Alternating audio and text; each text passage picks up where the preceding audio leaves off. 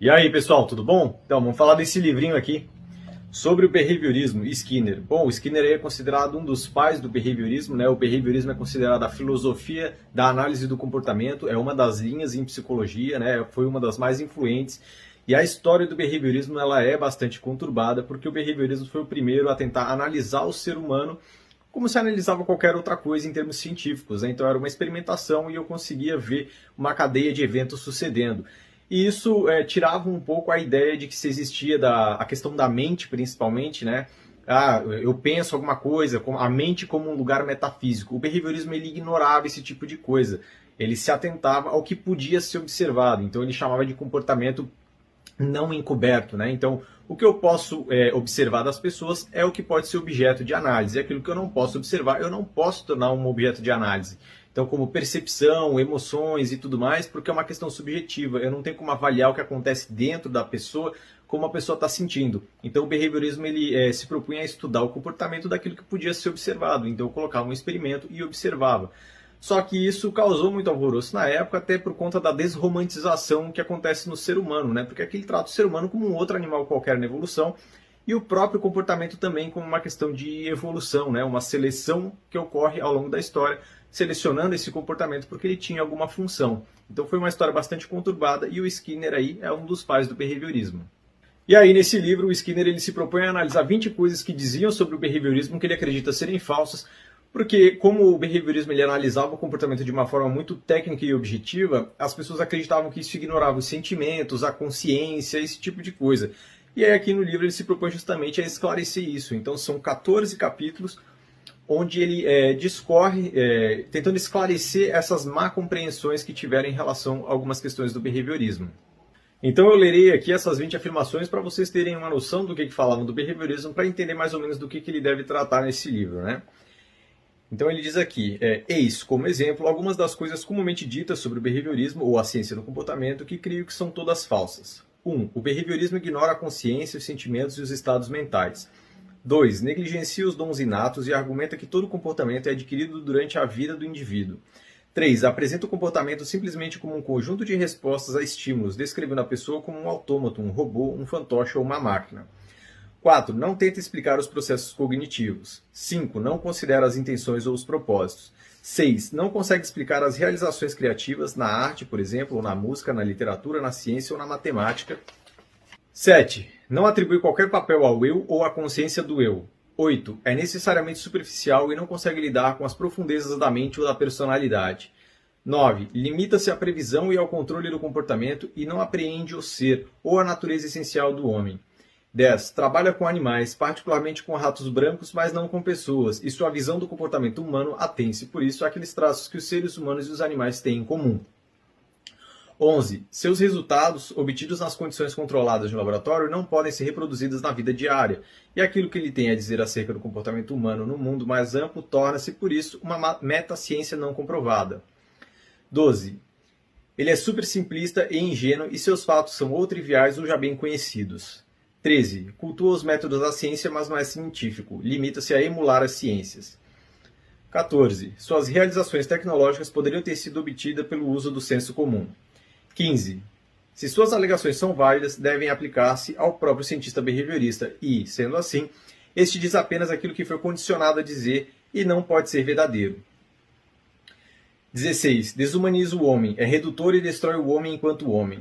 17. Só se interessa pelos princípios gerais e por isso negligencia a unicidade do individual.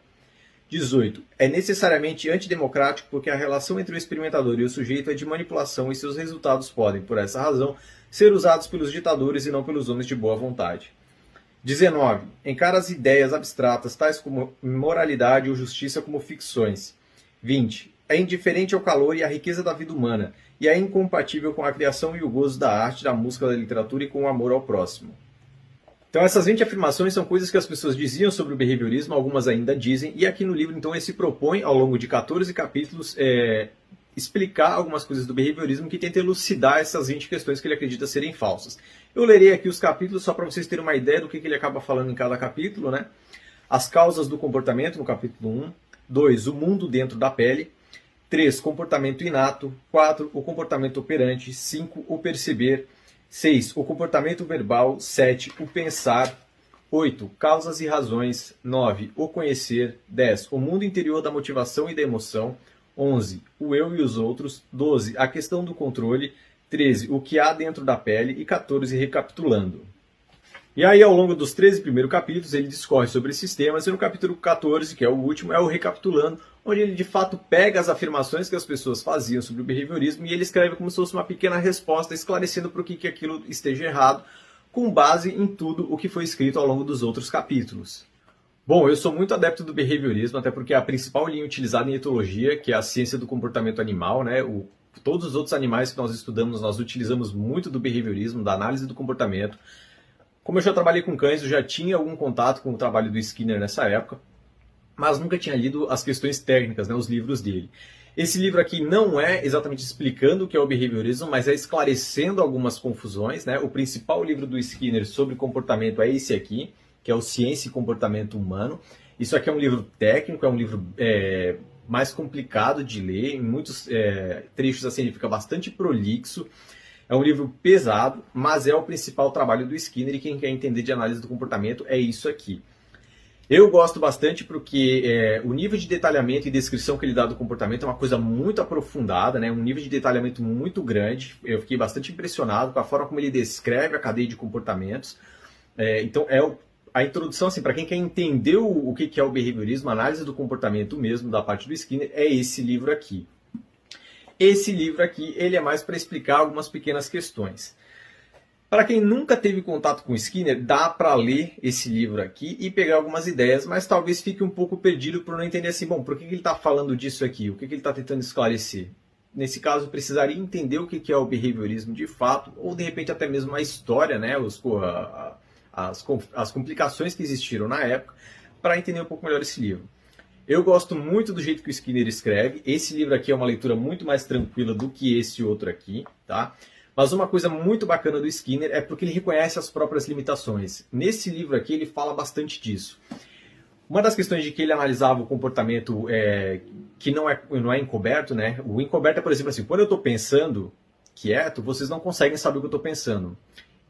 Para ele não existe o pensar, né, em termos de mente. Isso é um comportamento também. Só que é um comportamento encoberto, porque eu não consigo observar. Agora, quando eu estou me movimentando, todo mundo vê. Então esse é o comportamento que eu posso estudar, porque eu consigo ver isso de uma forma objetiva e mensurar. O comportamento encoberto eu não consigo. Então assim, eu estou sentindo raiva. Bom, como que eu posso analisar o que é essa raiva de uma forma subjetiva? Isso não tinha como ser feito na época, né? Então o Skinner ele ignorava essas questões do comportamento, até porque para explicar por que o indivíduo está agindo de uma determinada maneira, existe lá o estímulo externo, acontece alguma coisa encobertamente e depois há uma ação. Só que para eu entender a cadeia do estímulo e a resposta, eu não preciso necessariamente do que existe ali no meio. Eu consigo estudar o comportamento sem ter aquilo bem elucidado. Esse era o grande ponto do Skinner para a análise do comportamento. Eu consigo ter o estímulo e ver a resposta. Eu entendo que tem respostas fisiológicas, e as respostas fisiológicas já podiam ser mensuradas, né? Mas existe uma questão ali no cérebro que não tinha como ser estudada na época e não precisava para poder descrever o comportamento. Só que o próprio Skinner, ele fala nos dois livros aqui, que ele tinha bastante esperança até de que os fisiologistas ao longo dos anos teriam condição de estudar essa parte encoberta que não tinha como na época. Então ele tentava fazer o experimento de acordo com aquilo que era possível ser feito na época. E essa honestidade dele em relação ao behaviorismo era uma coisa que eu gostei muito quando eu li. Do cara reconhecer qual era a limitação da própria ideologia, né, da própria filosofia que ele tinha em relação à análise do comportamento. Então, assim, são dois livros que eu gosto bastante. Esse aqui é bastante complicado, só para quem quer entender muito de comportamento.